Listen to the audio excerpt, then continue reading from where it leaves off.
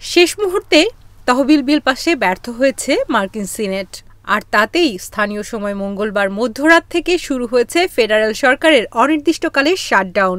গত 7 বছরের মধ্যে এটিই প্রথম।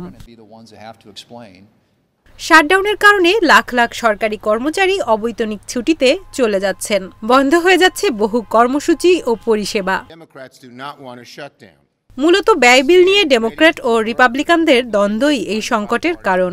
ডেমোক্র্যাটরা চান অতিরিক্ত স্বাস্থ্যসেবা ভর্তুকি বিলের অংশ হোক, অপরদিকে রিপাবলিকানরা বলছেন এটি আলাদাভাবে সমাধান করতে হবে।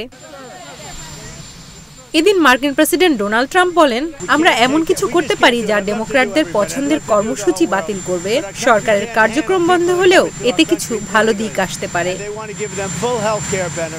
শাটডাউন ঠেকাতে ব্যর্থতায় একে অপরকে দোষারোপ করছে ডেমোক্র্যাট ও রিপাবলিকানরা। আর এ অবস্থায় সরকারি কর্মচারীদের পাশাপাশি অনেক সাধারণ মানুষও পড়েছেন ভোগান্তিতে।